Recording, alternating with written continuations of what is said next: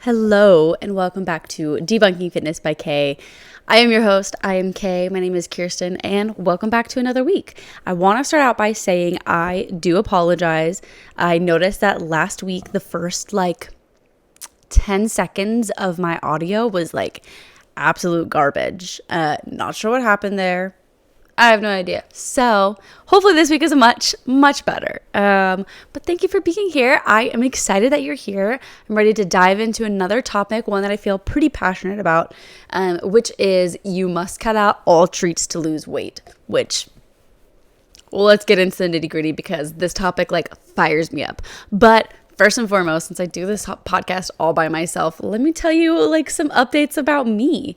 I don't think there's much, but I just feel like if you're here, you're like, who is this girl? What is she doing? What is she? Okay. I am Kirsten. I am a personal trainer, athletic trainer, nutrition coach, and somebody who cares a crap ton. Okay. I just love my clients. I love the people I talk to on a daily basis. I love people.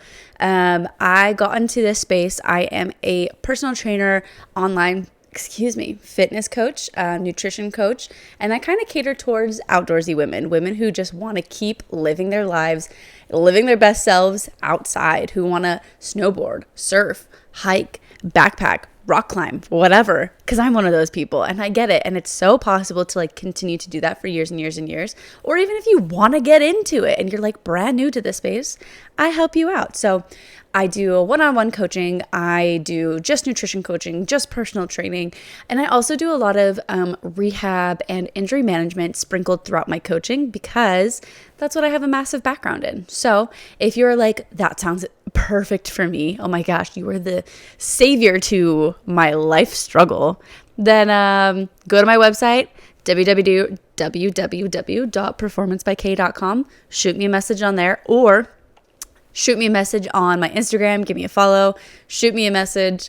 My Instagram is @performancebyk. It's all kind of the same. So I built this business, Performance by K.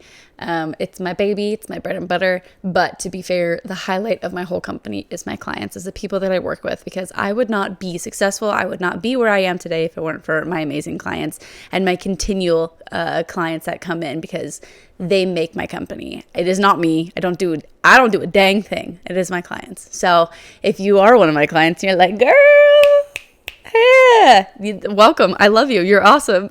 This is the first time I'm saying I love you. Well, oh, anyway, but let's get into this topic.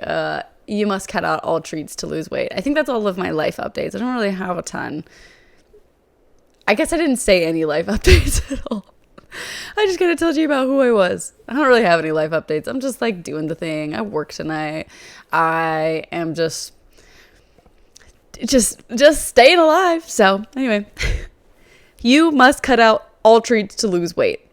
Where did this come from? Where did this all start? Because I'm sure you've heard it, okay? It's a common myth. It's a common thing. And on this podcast, we like to debunk myths, but also paranormal stuff. So if you're like, ooh, I like both those things, stick to the end. I will tell you a paranormal story. But for right now, we are debunking the myth. You must cut out all treats. Okay, you can't have a single treat. This started with diet culture. Diet culture started in the 90s, 80s, maybe even 70s. Very recently, in the last 50 years, diet culture has become a massive, massive, massive thing. They have always taught that clean eating is the only path to success. It's the only path you're going to lose or you're going to take to lose weight, whatever. They most of the time will demonize food groups. And that includes all indulgent treats that you might ever have. And the whole reason behind that is because people are in all or nothing mentality. There's a hard fine line whenever it comes to, well, can I have this or can I not have this? And the easiest thing to do, especially in diet culture, is to just say, can't have it. Can't have it. Oop, I just hit the mic. And the reason why this is so freaking terrible is because it can cause a lot of stress, we'll get into that nitty gritty, but it causes a lot of problems in today's society. Social media kind of plays a massive role in this as well. So fitness influencers, which I guess you could consider me a fitness influencer. I'm not really I'm not really like a fitness influencer. I'm just someone who's in this space who just wants to help people and build a business out of it and help people change their lives and to see that there is possible change for them. But social media fitness influencers show that extreme discipline, and show like crazy, like I'm going to eat this bowl of acai and chia seeds and coconut flakes for breakfast, and then for lunch I'm gonna have quinoa and turkey and avocado. Like, it's all so perfect, and there's zero treats, zero sweets, zero chocolate ever in their diet.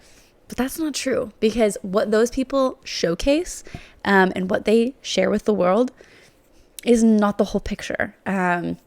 People tend to also associate treats with a failure, to that black and white thinking, kind of the all or nothing mindset that we were talking about. So if you're not perfect, then you're failing. And this is why it continues today, is because if you're not perfect like these fitness influencers that you want to look like the social media that shows you that you can't be successful if you live in the gray area, it's terrible. It's awful. I actually have, I think, my own personal story of like, I always thought that I could never ever have the sweets, the treats, whatever. It put a lot of mental stress on me, for being honest. And this was kind of more around like my high school, young adult age, like 17, 18, 20, I would say around that range, where I was like, gotta eat clean. I had rice, turkey, and a vegetable every single day. That's what I meal prepped. Hated it. I felt like anytime that I like had a sweet treat, I was like, well, I'm already off the bandwagon, so I might as well just keep going. And that's where the problem resides, because I had those same thoughts. I absolutely did.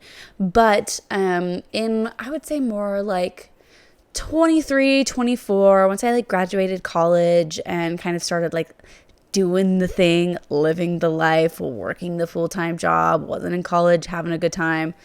I kind of had to learn, I learned a little bit more about how, like, first of all, how like mentally stressful it is to feel that way, but also how it was possible for me to also have the treats but not catastrophically fall off the ledge. And that is really, truthfully, all moderation, and we will get into that. But restriction, cutting out food groups, specifically the sweets and treats, have a massive backfire to them, a massive backfire effect. Because whenever you restrict certain foods, psychologically, your brain, that's all they're thinking about is sweets, sweets, sweets. I want the brownies. I want the ice cream. I want the cake. I want the cookies. Everyone's eating it. I can't have it. I can't have it. I can't have it. I can't have it. You're going to break. You are. And research shows that cutting out foods entirely increases the likelihood of binge eating episodes when that willpower fades. So whenever you are continually cutting out foods, it kind of leads to a little bit more damage to your relationship with food, your relationship with yourself. And constantly saying no to foods that you enjoy will create such guilt and shame, and it'll make you feel like such garbage that eventually you will indulge. And sometimes that indulgence is heavier than what you would have done in the first place. It's so disheartening, I think, to see people. I have a lot, like, I'm going to say like 95% of the women that come and talk to me always have some background of, I have a rough relationship with food. I've had a history with food, and it is a scary thing to me. And I am not quite sure how to get over that, but I want to. And that is, it breaks my heart. It makes me feel so sad, because I understand it. And it is so scary. And it's like that constant fear in your brain of like, I'm going to mess up. I'm going to mess up. I want to have a good body.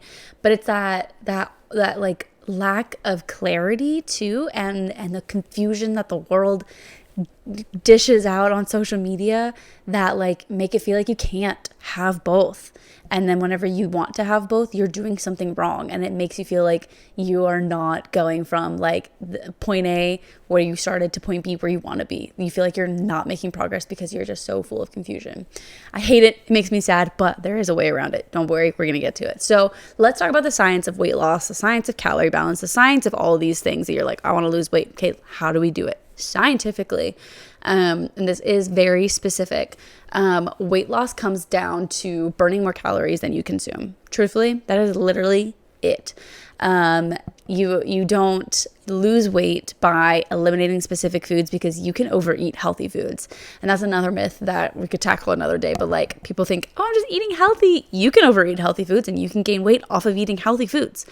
It is all about your personal body that will make or break weight loss. And it'll also make or break even just like a calorie deficit that you're getting into. You're knowing like what your body burns on a daily basis, what your body needs to consume to live on a daily basis. All of those things will help you make informed decisions about your diet. Because whenever you're going willy-nilly, you don't know what your body's doing. Most people don't know that, and that's okay. That's what I'm here for. That's what I do. Most people don't know that, and that's okay to not know because it is complicated. Not everybody was born and raised knowing how their body works. Which is unfortunate. And I wish we could like biologically code that into ourselves to know what's going on and if it's alarming or not, because that would solve so many problems in this world. Anyway, but where was I going with that? You don't know what's going on in your body. You're not born and raised to do this. So let's talk about flexible dieting. So whenever you are in a calorie deficit, regardless of what you're eating or not, as long as you're in that calorie deficit, you won't sabotage your progress. So, for example, me personally, in order for me to be in a calorie deficit, I need to consume 1,600 calories in a day. My typical baseline is about 1,900 calories, but my amount that I need to live is about 1,500 calories. So I'm not like crazy active. I just eat. I just eat knowing what my body burns and what my body needs and what I need to create that body recomposition to burn the fat and build the muscle. And that is my calorie deficit. So in that 1,600 calories that I have allotted for each day, and if you do calorie cycling, then you can kind of change that around a little bit and eat like 1,400 one day and then like 1,800 the next day and then go back to 1,600. So kind of like move some calories around.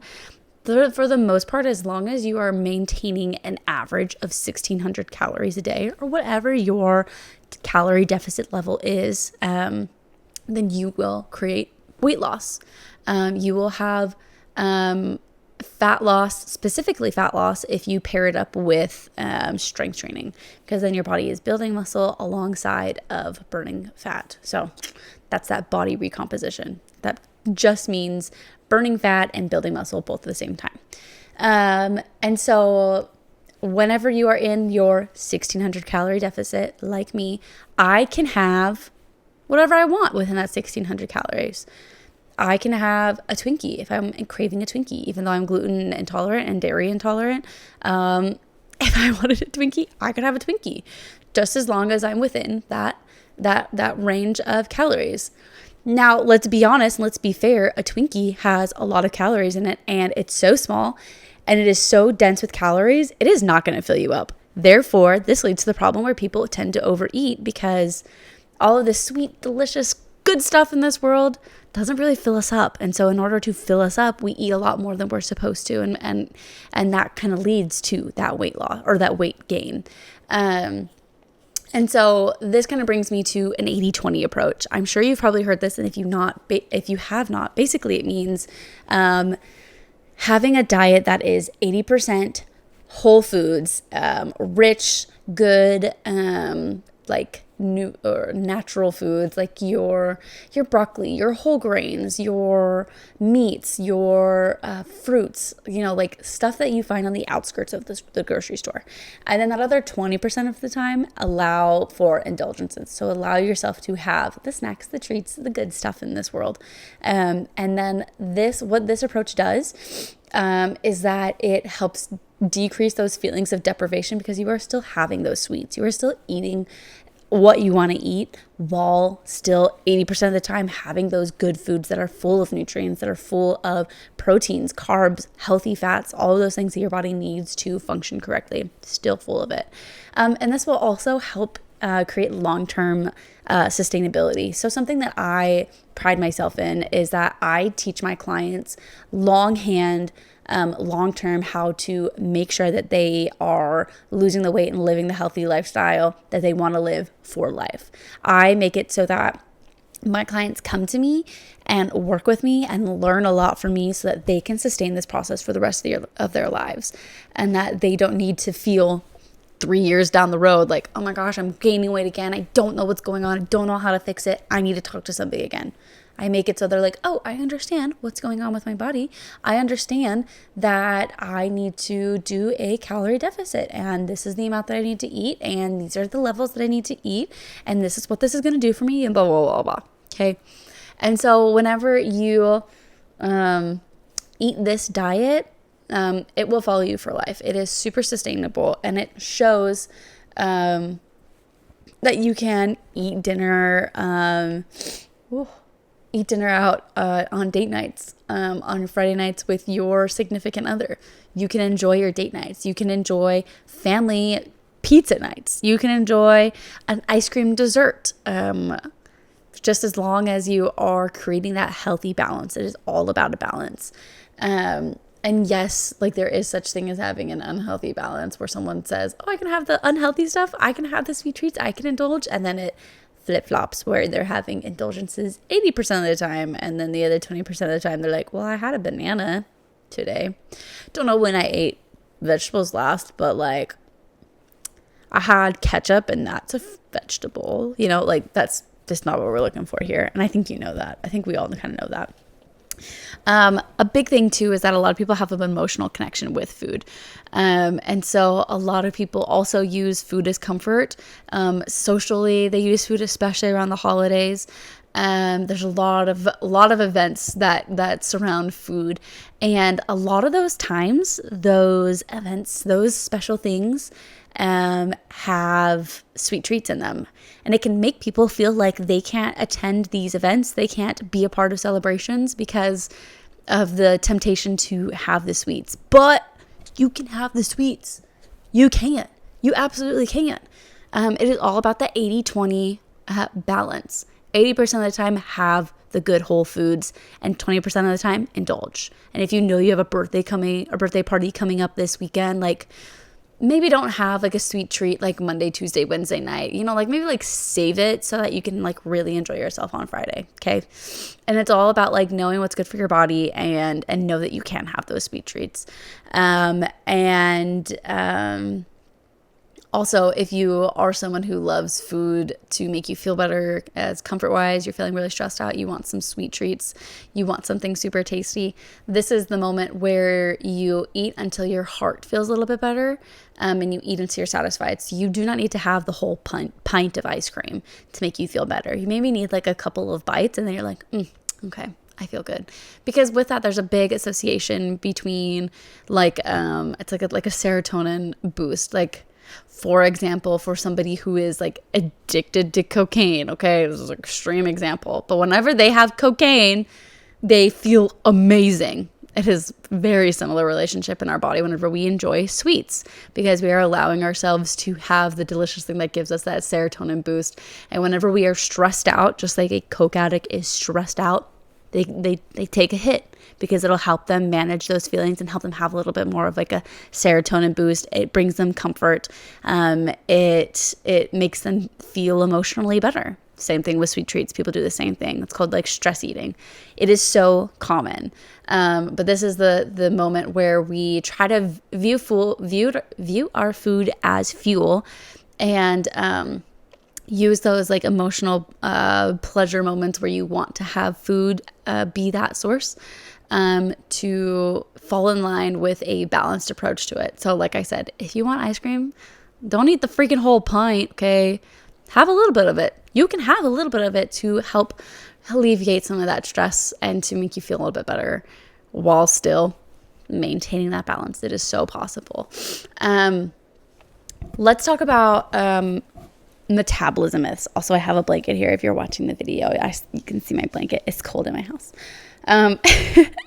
Metabolism. People are super afraid sometimes with the sweet treats, that if they eat sugar or processed treats or whatever, that it's going to wreck their metabolism.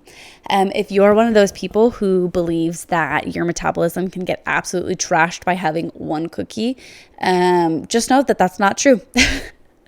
Metabolism is a long process. You cannot damage a metabolism by one food, just like you can't gain 10 pounds by overeating one day or whatever. Your body can efficiently process that fuel source without shutting everything down.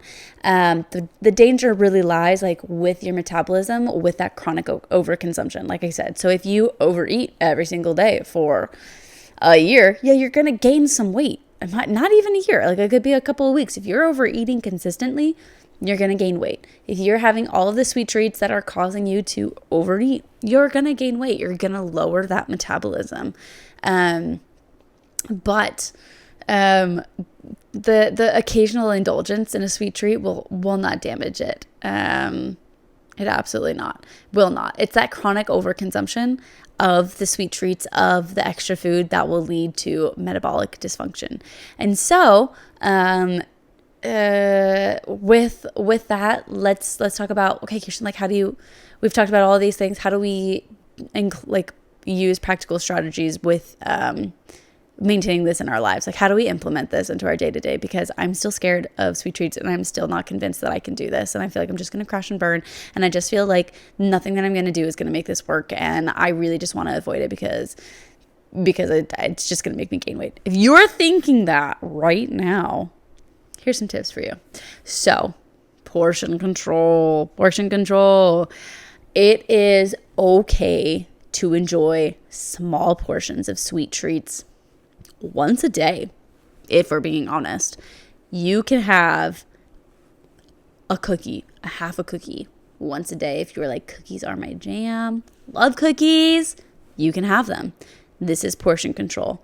The rest of your day, amongst that one cookie that you've had, the rest of your day could be, I had 40 grams for breakfast this morning. I had super good turkey and egg scramble. It was delicious. And with my protein shake, 40 grams of protein this morning. For lunch, I had another 40 grams of protein. It was so good. And then I had a snack between lunch and dinner because that was a big break. And I had another 30 grams of protein for my snack. So good. I'm feeling so fulfilled, so full. I don't feel like I'm starving at all. Dinner comes around, another 40 grams of protein. Now all of a sudden you're up to 150 grams of protein a day, and you've had vegetables, you've had whole grains, you've had a fruit, you've had I think those are about the main things. You've had all of this healthy stuff, you've had all the water, like you've had all of these things. Have a cookie. Like, if you have the calorie allotment for it, as long as you're not going over, like we talked about, while you're still in that deficit or even your maintenance level, what your body needs, you're replacing with all that food. If you have that space for that cookie, girl, enjoy that cookie. Do it. And if you're like, well, you know what, I'm going to sacrifice like maybe like a little small bit of dinner, and maybe even have just like, instead of the 40, maybe do like 30 grams of protein. So have like a little bit less, just so I can save space for that cookie, because I really want that dessert. Do it. Just as long as you are maintaining all of these good things that you've got going for you, oh my gosh, do it. It's so possible. Another thing is practicing mindful eating. So in all of your meals, not just the sweet treats, practice slowing down, chewing your food thoroughly. It'll help your gut a ton. It'll help with your processing of your foods, all that stuff. But slowing down and savoring each bite will help minimize that indulgence, because you are really taking in every single bite very mindfully.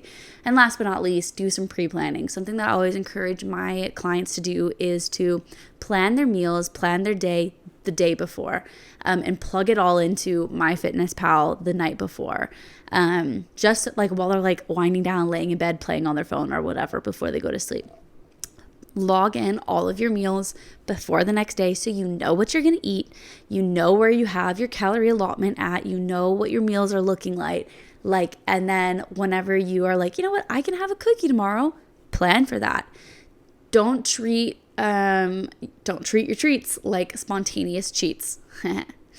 Because that's kind of where it leads to overindulgence, because you're not really you don't really know how it's fitting into your day, but you're like, I planned out that one cookie. I planned out that whole sleeve of Oreo cookies. I want them. I need them. Or even in the morning where you're like, I've had a rough morning. I'm going to move some stuff around in my meal planning today, and I'm going to have that sleeve of cookies. And go from there. But I know personally that like this is so possible. I've helped a lot of clients to overcome their fears by teaching them these exact principles. I had a client who she's been trying to lose weight for 10 years and really couldn't and was having a hard time. And we talked to her about the same principle of plan for it in your day. Plan out your meals, have the healthy stuff throughout your days, and then if you want a sleeve of cookies for dinner, have a sleeve of cookies for dinner. You deserve it. I think that would be delicious, and I think that you should do that. And I think that's okay, because as long as you are in your deficit, because I know you want to lose weight, then we're going to make progress. Don't you worry. And a big thing that I think could help a lot of people is to minimize social media, specifically those social media accounts that make you feel like garbage. You can still be on social media, just maybe like don't follow that like super cute influencer girl who talks about how she eats healthy all the time and makes you feel guilty. Okay, maybe unfollow her. Maybe she's not the person for you. There are other people out there. There are other influencers that have exactly what you're looking for. And then also try to encourage social situations. Try to encourage talking about your goals in social situations. If somebody is pressuring you, teach them something. If you learn something from the podcast, be like, okay, this girl Kirsten taught me this and this and this principle. So Miss Ma'am, I am not going to listen to you whenever you tell me that I've had too many cookies, because I know that I'm in a deficit right now. I know that I am doing a really good job with it. And we are at my niece's birthday party. So Miss Ma'am, you can absolutely screw off, because I'm allowed to have this because of blah, blah, blah, blah. Stand up for yourself, teach people. And then also, when you're eating out, we've kind of talked about this in other episodes, but if you're out eating dinner with people, to navigate making sure you're having healthy meals while eating out is focus on proteins, vegetables, and minimizing appetizers, minimizing desserts, but still having them. Just have a couple bites and share them with people. Buy an appetizer to share with the whole table. Buy a dessert to share with the whole table. You do not have to eat the whole thing. I don't care how many people are like, no, but you bought it. You'd be like, yeah, and I want to share it. Sharing is caring. What do we teach our children? Okay. There's a difference between what good food is and what bad food is. And I think it's important for me to emphasize to you that there is no such thing as bad food. There are different levels of nutrition in foods, but that does not mean a food is bad. Food is fuel. Gas is good. If you go to a gas station, the difference between 87, 89, and 91, maybe 91 is a little bit better for your car, but 87 works perfect. So food is fuel, gas is fuel. It all gets you from point A to point B. So do not stress about it. My young little Padawans, do not stress too much about the bad foods, about the sweet treats, because you absolutely can have both. I encourage you to view your treats as a healthy part of your balanced life. They are an essential part of human culture. They are things that tie us together as society. They make fun situations even more fun. They make a terrible day an even better one. Like they are important for our society. And I do not think you should ever cut them out. And I will never, ever, ever tell somebody to cut a certain food out, because that is not realistic, that is not sustainable, and that is not helpful, and that is not healthy. And it just creates a rough relationship with food that I would never, ever want anyone to have. If you are simmering on this information, you're like, girl, like, I don't really know about this. Like, try this. Try a 1 week long experiment where you include one treat a day, a small treat, and track your progress of maintaining that 80-20 balance. So try to focus on your whole foods. Track your foods, track to a certain amount of calories. I think a good amount for anybody to start with is 2,000. That's what they always suggest for the majority of people. That's a solid amount. that is maybe not the perfect amount for you. So do not take this as science for you. This is not personalized advice, but start with 2,000 calories a day, with 30% of that going towards protein and 25% going I'm going to say 20% going towards fat, and the other 50% going to carbs. That is a classic, typical diet for someone who is looking to tone up, lose a little bit of that body fat, and to gain some muscle, gain some strength. That's perfect. Do that for a week, have a sweet treat, and report back to me. Send me a message, send your results to @performancebyk on Instagram. Message me, tell me how it goes. I really want to know. But last but not least, I just want to tell you that sustainable results come from balance, not from cutting out the things that you love. And with that, let me get into my spooky story. This one's a little bit shorter. But thank you for listening to this portion. If you have any questions, message me, comment on this episode, write your questions. My nose is very runny. I want to hear them. I want to know what you guys have to say. I want to know if this resonated with you. I want to know if you're like, girl, you ain't right. And tell me why. Don't just tell me this is garbage and then never respond. Like, that's just mean. Okay, don't be mean. But let's have a healthy discussion. Let's have a conversation. If this really resonated with you and you feel like you know somebody that this would resonate with, share this with them. I would love to get people on the bandwagon of balance is key. And if you are like sitting in your whatever, your house, whatever, and you're like, I don't really care about paranormal stories. I got what I needed. I'm going to go. Thanks for listening. I hope you have a great rest of your day. And if you're here for a paranormal story because you love it, welcome. Let's get into this. This one is called, I don't know. They don't have a name with it. It's called The Haunting of the Writer's House. All right. 3, 2, 1. Whoom. Kind of a long story because it's more of a collection of experiences all in one house. My parents and I moved out of our hometown for about a year due to my mom's job. But when we moved back, we bought a big house that was for sale by the owner. It was a relatively new house in a nice neighborhood with a strip of woods behind it. And I remember touring the house with the original owners. I remember the daughter of the owners was a scene emo girl with a lot of supernatural witchy stuff in her room upstairs. I'm not a huge believer in Ouija boards and demons and all that stuff, but I do kind of wonder now if she did something to stir the energies up in that house.